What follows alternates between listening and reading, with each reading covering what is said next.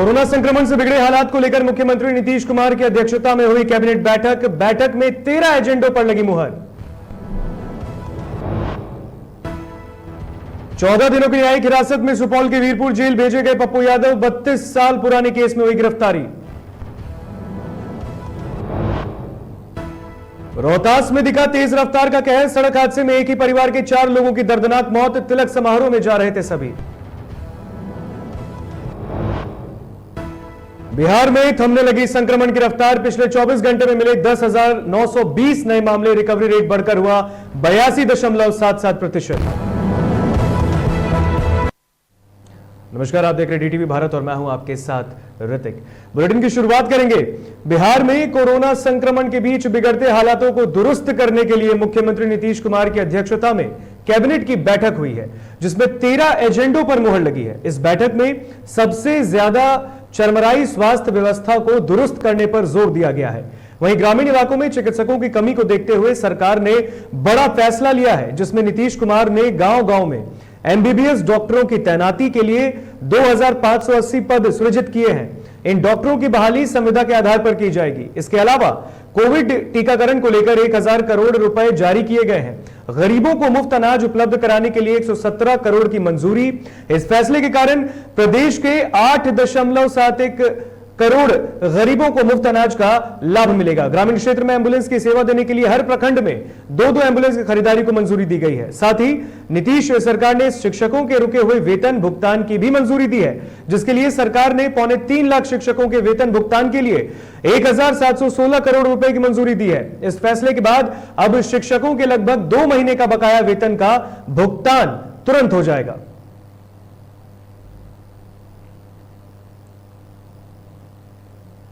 और इस पर ज्यादा जानकारी के लिए हमारे साथ सहयोगी निर्भय जुड़ चुके हैं। निर्भय, 13 एजेंडों पर मुहर लगी है। कोविड काल में एक कैबिनेट बैठक बुलाई गई और उसमें 13 एजेंडों पर मुहर लगी है। तमाम जानकारी आपसे जानना चाहेंगे निर्भय। बिल्कुल, जिस तरीके से बात की जाए, आपको बता दें कि कैबिनेट की बैठक हुई है और इस बैठक में कई बड़े फैसले लिए गए हैं, चाहे उसमें शिक्षा विभाग की बात करें या नगर विकास एवं आवास की बात करें। इसके अलावा और भी कोरोना संक्रमण के इस काल में स्वास्थ्य विभाग की जिस तरीके से स्थितियां खराब थी, इस पर भी चर्चा की गई। गृह विभाग, परिवहन और नगर विकास के अलावा कई ऐसे मुद्दे रहे जिसमें खास करके शिक्षकों के मामले में अगर बात करें तो सबसे पहले शिक्षा विभाग में सरकार ने जो बात की है, इसमें से जो शिक्षकों के वेतन भुगतान को लेकर के जो रुके हुए थे, उसको लेकर के भी अब सरकार ने लगभग 17 अरब 16 करोड़ रुपए की इसमें सैंक्शन किया है। यानी कि जो शिक्षकों के वेतन रुके हुए थे, इनको अब जल्द से जल्द दी जाएगी। और इसमें बड़ी बात यह है कि इससे भुगतान इसको लेकर के केंद्र और राज्य सरकार के सहयोग से किया जाता है। अब इसका रास्ता साफ हो गया है और सरकार ने इसकी अनुमति दे दी है। इसके अलावा कोरोना काल में जिस तरीके से जब प्रदेश में लॉकडाउन की बात की गई थी, उस लॉकडाउन के दौरान ही सरकार ने कहा था कि जो गरीब तबके के लोग होंगे उनको ये अनाज दिया जाएगा। इसको लेकर के भी सरकार ने जो जारी राशि जो है उसको जारी कर दिया गया है और इस बैठक में इसकी बात को रखा गया। इसके अलावा जो सबसे बड़ी बात रही वो रही कि कोरोना काल के दौरान स्वास्थ्य व्यवस्था चरमरा गई है। साथ ही गाँव अब कोरोना का जो असर है वो गाँव में भी दिखने लगा है, तो ऐसे में वहां से एम्बुलेंस की कमियां देखी गई और अब सरकार ने बजाती एम्बुलेंस जो भी जिले होंगे या फिर गांव से जिलों को जोड़ने के लिए या फिर स्थानीय जो अस्पताल होंगे उसको जोड़ने के लिए भी सरकार ने बात की है और इसके लिए बजाती एम्बुलेंस खरीदने की भी अनुमति मिली है। और इसके अलावा एमबीबीएस डॉक्टरों को लेकर के कहा गया है कि एमबीबीएस डॉक्टर जो होंगे जिनको संविदा पर नियुक्ति की जाएगी और उसके लिए लगभग 2000 से अधिक संख्या में जो डॉक्टर होंगे जिनको गाँव में तैनाती होगी। यानी कि कहीं ना कहीं सरकार इस बिगड़ी हुई व्यवस्था के बाद अब खुद से संज्ञान लेते हुए इस बैठक की हुई है और इस बैठक में इसके साथ साथ कई 13 अन्य जो एजेंडे हैं उस पर से चर्चा की गई है। तो बेहतर उम्मीद की जा सकती है कि आने वाले दिनों में कोरोना से बचाव को लेकर के कहें या फिर जिस तरीके से सरकार की तैयारियां हैं। जी निर्भय, एक सवाल जैसे आपने बताया कि गांव-गांव तक जो है कोरोना पहुंच गया है और वहां पर भी गांव वासियों को, ग्रामीणों को भी स्वास्थ्य सुविधा मुहैया कराने के लिए एमबीबीएस डॉक्टरों के पदों की तैनाती करी जा रही है सरकार द्वारा। बिल्कुल, जैसे एक बार फिर से सवाल दोहराएं।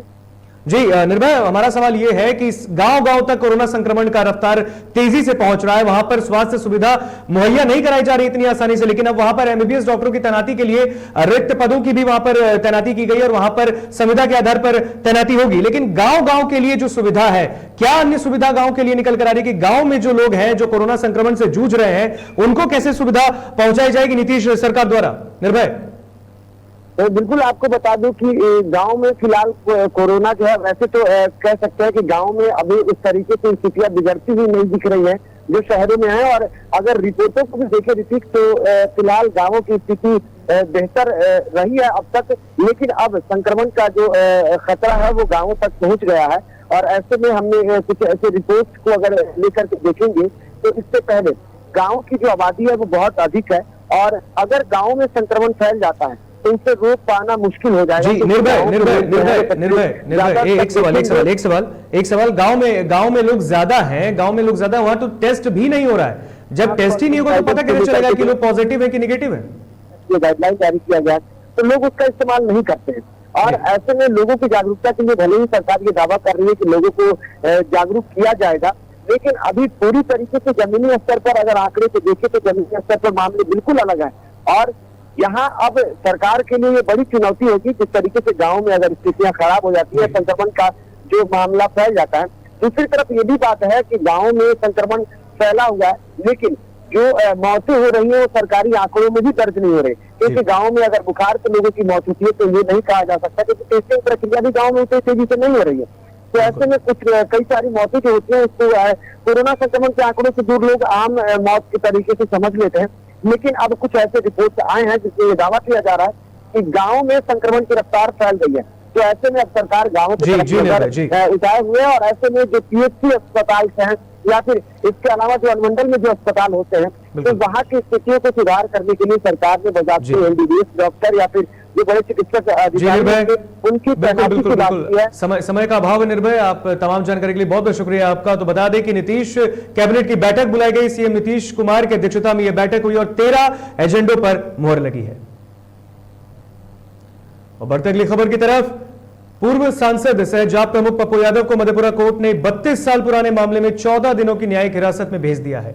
प्रभारी न्यायिक दंडाधिकारी ने वीडियो कॉन्फ्रेंसिंग के जरिए मामले की सुनवाई करते हुए पूर्व सांसद को न्यायिक हिरासत में वीरपुर जेल भेजने का आदेश दिया है। सुनवाई के दौरान पप्पू यादव ने स्वास्थ्य का हवाला देते हुए कहा है कि उन्हें जेल न भेजकर मेडिकल कॉलेज या फिर सदर अस्पताल में भेज दिया जाए, जहां डॉक्टर की निगरानी में उनका इलाज जारी रहे। हालांकि कोर्ट ने पप्पू यादव को 14 दिनों की न्यायिक हिरासत में सुपौल के वीरपुर भेजा है। तो 14 दिनों की न्यायिक हिरासत में जाप सुप्रीमो पप्पू यादव को भेजा गया है। आपको बता दें, पटना से कल मधेपुरा पहुंचे हैं जाप संरक्षक पप्पू यादव और उन पर 32 साल पुराने किडनैपिंग मामले में जो है इस पर कार्रवाई की गई है। और मधेपुरा पुलिस, मधेपुरा डीएसपी कल पटना पहुंचे मनीष कुमार, और पूछताछ के बाद मधेपुरा लेके गए हैं पप्पू यादव को और वहां पर वीरपुर जेल में शिफ्ट किया गया है, जहां पर पप्पू यादव अभी फिलहाल बंद है। 14 दिनों का न्यायिक हिरासत है, लेकिन इस बीच उन्होंने ये मांग की है सरकार से कि उन्हें जेल ना भेजा जाए, इसके बदले उन्हें मेडिकल सुविधा मुहैया कराई जाए, क्योंकि वो स्वास्थ्य का हवाला उन्होंने दिया है। और इस बीच में उन्होंने स्वास्थ्य का हवाला देते हुए कहा है कि उन्हें जेल ना भेजकर अस्पताल भेजा जाए और उनका इलाज किया जाए।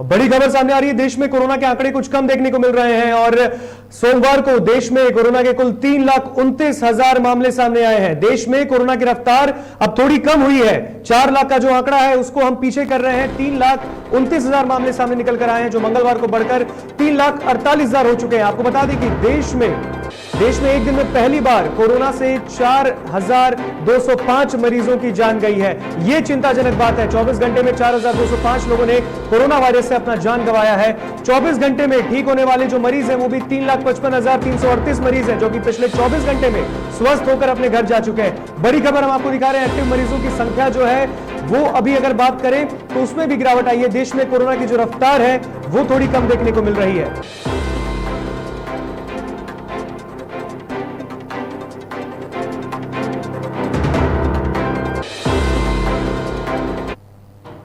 और इस पर अधिक जानकारी के लिए हमारे साथ सहयोगी अविनाश हमारे साथ जुड़ चुके हैं। अविनाश, देश में कोरोना की रफ्तार थोड़ी कम देखने को मिल रही है। 4 लाख का आंकड़ा जो हम पार कर रहे थे पिछले 5 दिन से, वो 3 लाख के पार आ रहा है। तो यहां पर रफ्तार कम देखने को मिल रही है, लेकिन मरने वालों की जो संख्या है, जो डेथ रेट है, वो ज्यादा देखने को मिल रहा है। अविनाश, बिल्कुल, देखिए ऋतिक, जिस तरीके से स्थितियां हैं, उन स्थितियों को देखते हुए कहा जा सकता है कि फिलहाल कोरोना को लेकर राहत की भी खबर है और कोरोना को लेकर थोड़ी चिंता वाली खबर भी है।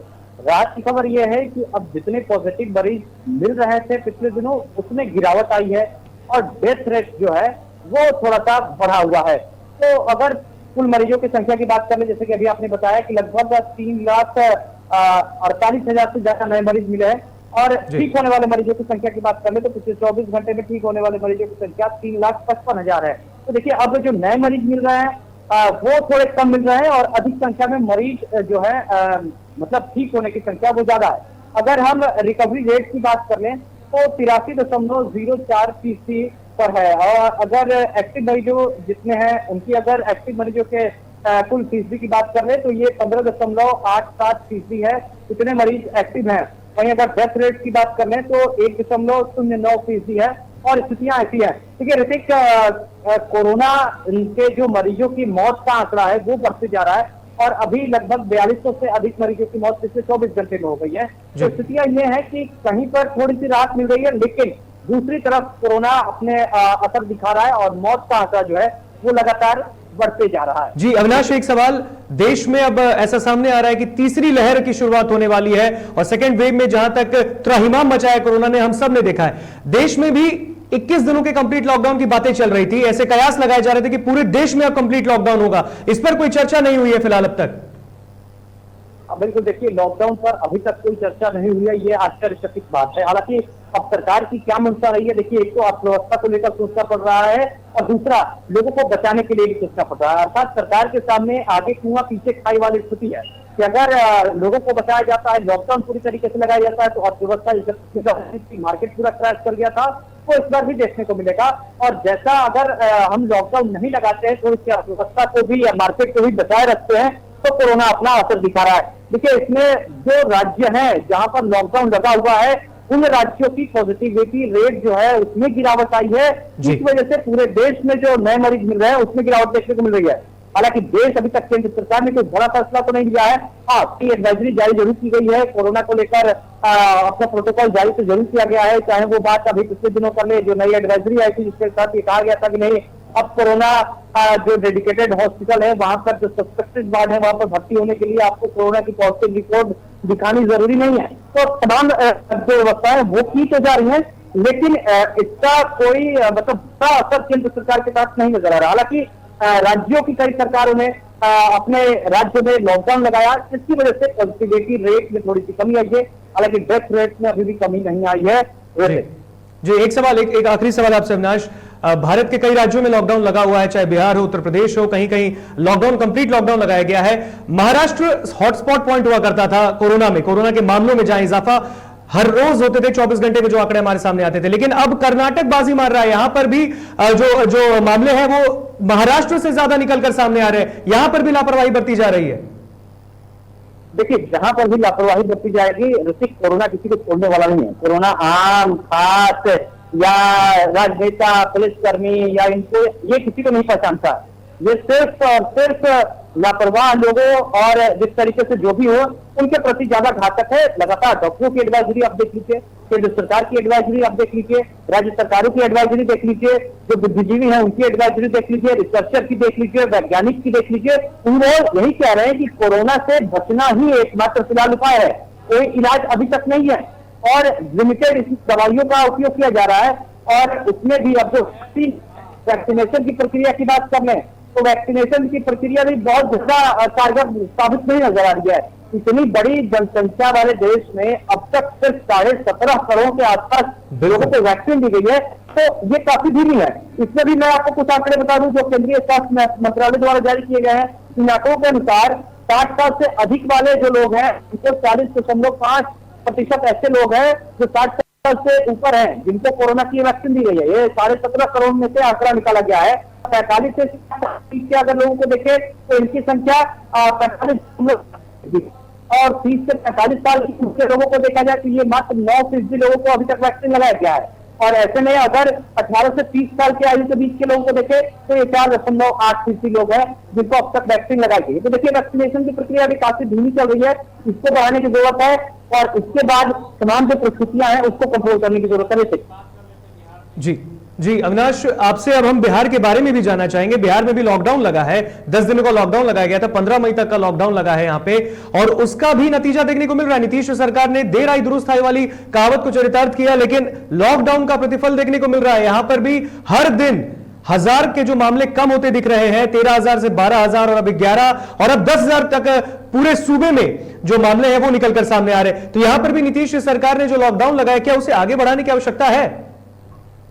हाँ बिल्कुल, देखिए लॉकडाउन ही एकमात्र उपाय नजर आ रहा है ऋतिक, और लॉकडाउन का असर बिहार में देखने को भी मिल रहा है। जहां मरीजों की संख्या जो थी वो लगातार बढ़ रही थी, पॉजिटिविटी रेट तो एक बार ऐसा हुआ कि 16 से ज्यादा चली गई थी और रिकवरी रेट में लगातार गिरावट हो रहा था। लेकिन अब रिकवरी रेट में बढ़ोतरी हुई है और 80% से ज्यादा रिकवरी रेट हो गया है, करीब करीब 82% तक पहुंचने वाला है। तो ये स्थितियां हैं और पॉजिटिविटी रेट जो है वो 10 के आसपास आके रुका हुआ है। हालांकि डेथ रेट बिहार में जैसा था वैसा ही है, उसमें फिलहाल कोई कमी आती हुई नजर नहीं आ रही, बहुत ज्यादा राहत नहीं मिल रही है। जो क्रिटिकल कंडीशन में मरीज है उन्हें बचाना मुश्किल हो रहा है अभी भी स्वास्थ्य कर्मियों के लिए, और सरकार जो है जो तमाम व्यवस्थाओं का दावा तो कर रही थी, दम तो भर रही थी, लेकिन वो व्यवस्थाएं कहीं उस तरीके से नजर नहीं आती है। देखिए लॉकडाउन को लेकर जो आपका सवाल है, वाकई में अगर मेरी पर्सनली बात मानिएगा तो मैं चाहता हूं कि लॉकडाउन को फिलहाल थोड़े दिन के लिए और एक्सटेंड किया जाए। ये इसलिए कहा जा रहा है, ये इसलिए भी सरकार की मंशा समझ में आती है क्योंकि देखिए जब तक लॉकडाउन नहीं लगाया गया था तब तक पॉजिटिविटी रेट काफी बढ़ रहा था,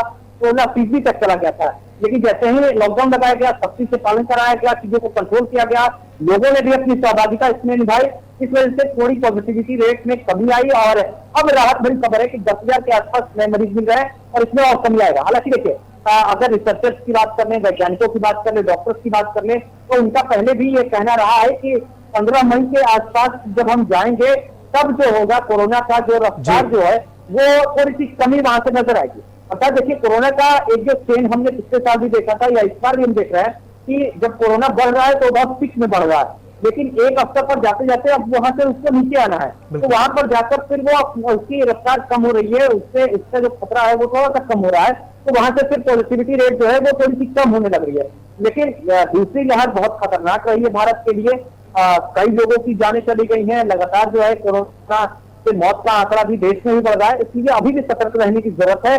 बिल्कुल सतर्क रहिए। और जिस तरीके से बिहार में लॉकडाउन पर आपका सवाल था, बिल्कुल सरकार 15 मई तक के लिए लॉकडाउन लगाया है, लेकिन सरकार की बैठक भी होने वाली है और इस बैठक में मुझे लगता है कि समीक्षा करने के बाद इसे थोड़ा और दिनों के लिए बढ़ाया जा सकता है। जी अविनाश, जैसे कि आपने बताया यहाँ पर जो लॉकडाउन लगा है और इसे आगे बढ़ सकता है, लॉकडाउन जो आगे बढ़ सकता है, चाहे वो 10-15 दिन जो भी हो, आगे ऐसे कयास लगाए जा रहे हैं। लेकिन बात यहाँ पर करें तो जिस तरह बिहार में जो संक्रमण दर है वो नीचे गिरा है, वो बिल्कुल यहाँ पर काबिल तारीफ है क्योंकि लोगों ने माना है, लॉकडाउन का पालन किया है। लेकिन 1-2 दिन की बात करें तो इधर जो 6-7 दिन हो चुके हैं लॉकडाउन को, और इस बीच में जो दर है उसमें उछाल भी हो रहा है। 10,000 जो 11,259 मामले शुक्रवार को पाए गए, उसके ये शुक्रवार को पाए गए, दिन उसके बाद संडे को भी जो है कुछ 11,000 के मामले थे, फिर 10,000 हम पहुंच गए। लेकिन यहां पर राजधानी पटना के साथ जो जिले हैं, 5 जिले अन्य है, यहां पर जो है पटना जिले की बात करें तो यहां पर जो कोरोना का जो रेशियो ऊपर नीचे हो रहा है, यहां पर कभी 1700 केसेस सामने आ रहे हैं, कभी पिछले 24 घंटे की बात कर रहा हूं, कभी 1604 मामले सामने आ रहे हैं, कभी 1300 और कभी अचानक से 1800। तो यहां पर लोग या तो लॉकडाउन का पालन कर रहे हैं या तो उल्लंघन कर रहे हैं। प्रशासन कहीं मुस्तैद है, कहीं नहीं भी है।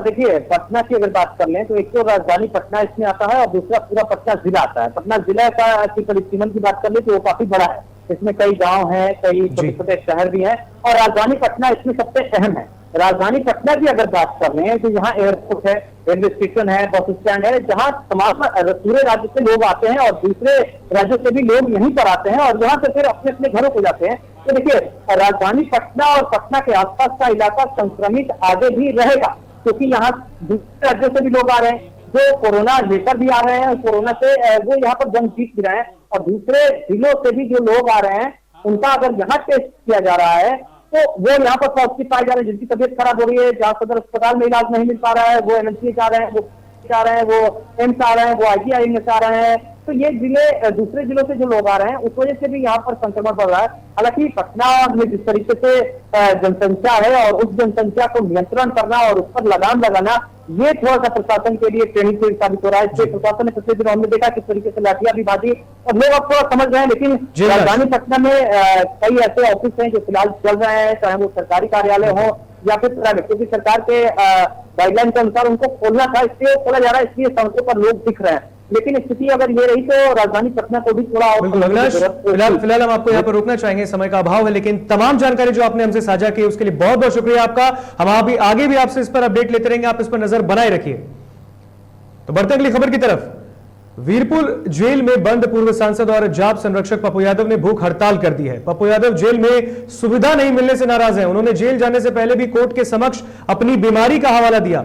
पप्पू ने ट्वीट कर जानकारी देते हुए कहा कि वीरपुर जेल में वे भूख हड़ताल पर हैं। उन्होंने कहा कि कोरोना मरीज की सेवा करना, उनकी जान बचाना, दवा माफिया को बेनकाब करना ही मेरा अपराध है। मेरी लड़ाई जारी है। रेस्ट के लिए कहा गया है। बस मैं सिर्फ इतना कहूंगा कि ऐसा दिक्कत नहीं है, कोई रात में घटना घटेगी, सांस लेनी होती है। एसपी से डीएसपी से सबके सामने जो है एंटीजन टेस्ट कराया गया है, तो सब में निगेटिव आया है, इसका मैसेज भी है। मेरा 1.25 महीना पहले बहुत क्लियर समझ लीजिए क्यों लिखा है। फिर आप जाम लगाने लगे। चलो यार,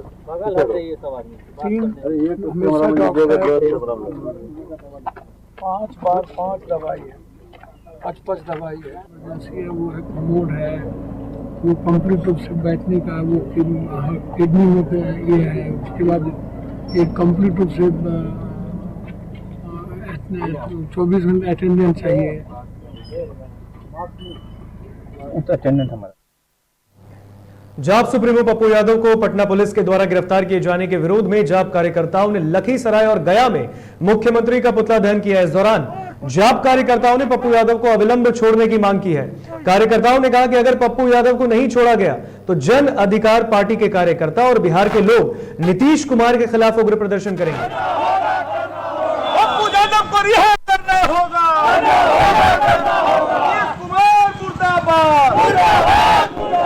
बिहार में बहार है, नीतीश कुमार है का यह चरितार्थ आज पूर्ण तरीके से सत्य हो गया। जिस तरह से गरीबों की आवाज़, गरीबों के रहनुमा, गरीबों के मददगार जाप सुप्रीमो पप्पू यादव को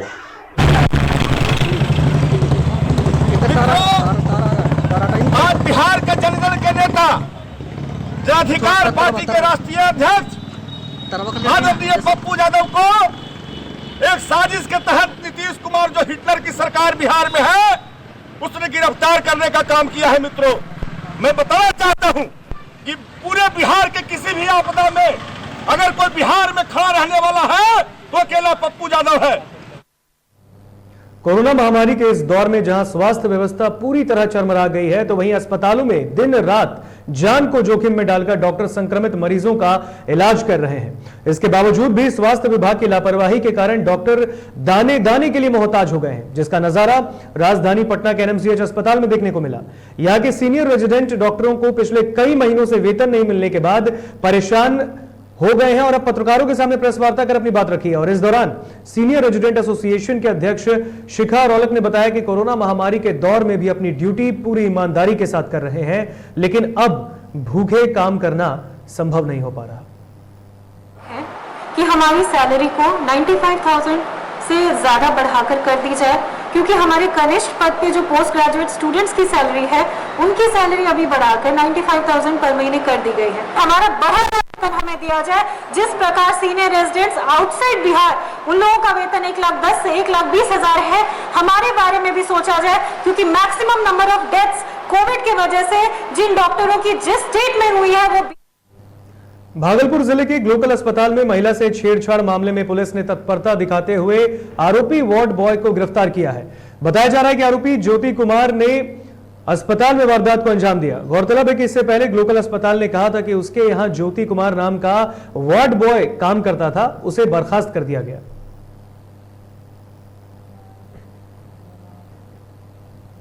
समस्तीपुर के लगुनिया विद्युत उपकेंद्र में अपराधियों ने एक युवक की गोली मारकर हत्या कर दी और शव को झाड़ी में फेंक दिया। बताया जा रहा है कि मोहनपुर पंचायत की मुखिया खुशबू कुमारी के समर्थक रितेश श्रीवास्तव को देर रात पावर हाउस बुलाकर ले जाया गया, जहां उसकी गोली मारकर हत्या कर दी गई। घटना की सूचना मिलने के बाद पुलिस ने पावर हाउस के 2 कर्मियों को हिरासत में लिया है और पूरे मामले की छानबीन कर रही है। रोहतास जिले के संझौली थाना क्षेत्र के सिकटी के पास एक भीषण सड़क हादसा हुआ है। बताया जा रहा है कि तेज रफ्तार ट्रक ने बाइक पर सवार 4 लोगों को रौंद दिया, जिसके बाद सभी की घटनास्थल पर ही मौत हो गई। आपको बता दें कि सभी मृतक भोजपुर जिले के रहने वाले थे, जो तिलक समारोह में नोखा जा रहे थे। घटना की सूचना मिलने के बाद मौके पर पहुंचे स्थानीय पुलिस ने शव को कब्जे में लेकर पोस्टमार्टम के लिए भेज दिया है। रोहतास जिले के डेहरी प्रखंड के दरिहट में एक वृद्ध महिला के अंतिम संस्कार के दौरान नदी में डूबने से 2 लोगों की मौत हो गई। दरअसल अंतिम संस्कार के बाद 5 लोग नहाने गए और इसी दौरान सभी डूबने लगे। तभी वहां मौजूद लोगों ने नदी में छलांग लगाकर 3 लोगों को सुरक्षित निकाल लिया, जबकि अन्य 2 लोग पानी में ही डूब गए। आपको बता दें कि मृतक की पहचान 12 वर्षीय धनंजय कुमार और 18 वर्षीय विकास कुमार के रूप में की गई है। पहले लाश निकला, ये वो जिंदा निकला, ये 7 का लड़का जिंदा निकला, दोनों हॉस्पिटलाइज हो गए। इसमें से सुन रहे हैं कि अभी एक्सपायर कर गया। मुस्लिम समुदाय के प्रमुख त्योहार ईद को लेकर कटिहार के नगर थाने में जिला प्रशासन की एक महत्वपूर्ण बैठक आयोजित की गई। बैठक में ईद को लेकर जिले में कोरोना महामारी को ध्यान में रखते हुए अपने घरों में परिजनों के साथ ईद मनाने की अपील की गई। आपको बता दें कि इस बैठक में एसडीओ शंकर शरण ओमी, एसडीपीओ अमरकांत झा सहित अन्य वरीय पदाधिकारी मौजूद रहे। चाईबासा पुलिस को बड़ी सफलता हाथ लगी है। दरअसल पुलिस ने नक्सली संगठन पीएलएफआई के सक्रिय सदस्य मंगरा चपिया को गिरफ्तार कर उसे न्यायिक हिरासत में भेज दिया है। आपको बता दें कि पीएलएफआई संगठन के एरिया कमांडर मोदी लडाउली गांव के हॉकी खेल मैदान के पास किसी घटना को अंजाम देने के लिए योजना बना रहा था और इस दौरान पुलिस ने गुप्त सूचना के आधार पर छापेमारी करते हुए उसे धर दबोचा।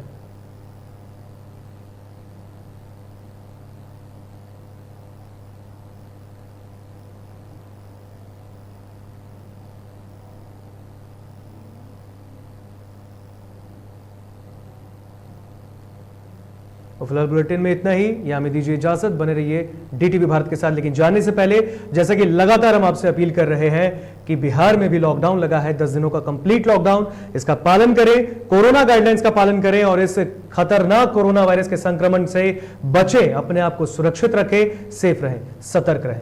नमस्कार।